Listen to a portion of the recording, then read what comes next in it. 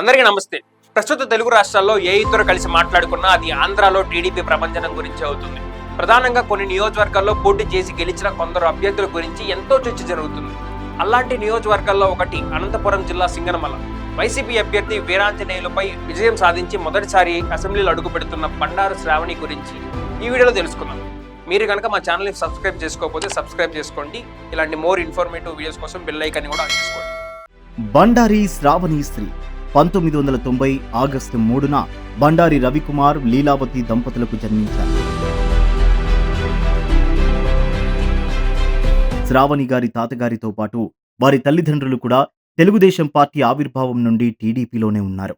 శ్రావణి శ్రీ గారి తాతగారు నారాయణ స్వామి గారు సింగనమల ప్రాంతంలో ఎంతో పేరున్న నాయకుడు. ఎన్టీఆర్ గారికి అత్యంత సన్నిహితుడు. ఒకానొక సమయంలో ఎమ్మెల్యే టికెట్ వచ్చినట్టే వచ్చి త్రుటిలో చేజారింది. శ్రావణి శ్రీ గారి తండ్రి గారికి 2014లో సింగనమల ఎమ్మెల్యే టికెట్ వచ్చినప్పటికీ అప్పటికే ఆయన ప్రభుత్వ ఉద్యోగి కావడంతో టెక్నికల్ ప్రాబ్లమ్స్ వల్ల బండారు కుటుంబం ఎన్నికల్లో పోటీ చేసే అవకాశం కోల్పోయింది.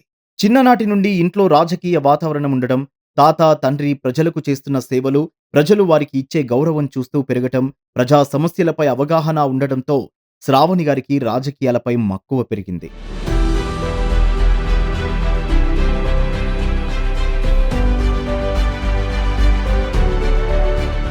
అలా అని చదువును కూడా ఏం నిర్లక్ష్యం చేయలేదు.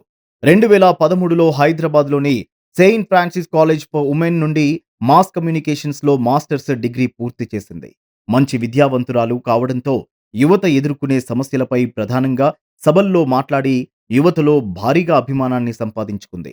సింగనమల ప్రాంతాల్లో ప్రధాన సమస్య అయిన త్రాగునీటి సమస్యను దృష్టిలో ఉంచుకుని తమ ట్రస్ట్ ద్వారా పాఠశాలలకు, గ్రామాలకు వాటర్ ప్లాంట్లు, ట్యాంకర్లు ద్వారా నీరందిస్తూ సామాన్య ప్రజల అభిమానాన్ని మూటగట్టుకుంది.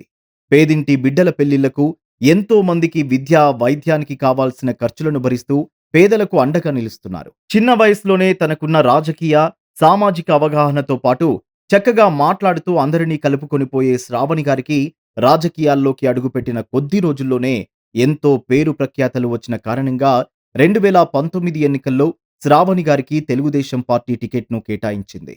అయితే రాష్ట్ర వ్యాప్తంగా వైసీపీ గాలితో పాటు పార్టీలోని కొంతమంది సీనియర్లు ఆమెకు సహకరించకపోవడంతో 46,000 ఓట్ల తేడాతో ఓటమి పాలయ్యారు. టీడీపీ జెండా పట్టుకునే కార్యకర్తలు కూడా కరువయ్యారు. కానీ ఆమె మాత్రం వెనుకడుగు వెయ్యలేదు. సింగనమల శివంగిలా ప్రభుత్వ తప్పిదాలను ప్రశ్నిస్తూ 5 ఏళ్లు పోరాటం చేసింది. ఆవిడ పట్టుదల, ప్రజల్లో ఉన్న ఆదరణ చూసిన అధిష్టానం రెండోసారి కూడా ఎమ్మెల్యే టికెట్ ఇచ్చింది. వైసీపీ వాళ్ళు డైరెక్ట్గా ఎదుర్కోలేక శ్రావణి గారిని పర్సనల్ గా టార్గెట్ చేసిన అన్నిటినీ తట్టుకుని నిలబడింది.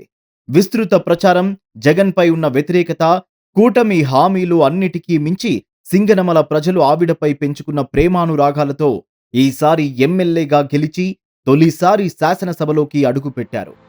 చిన్న వయసులోనే రాజకీయాల్లోకి వచ్చి గత ఎన్నికల్లో ఓటమి పాలై మళ్లీ అదే స్థానం నుండి పోటీ చేసి పట్టుదలతో గెలిచిన బండారు శ్రావణి గారికి మా హ్యాట్స్ ఆఫ్.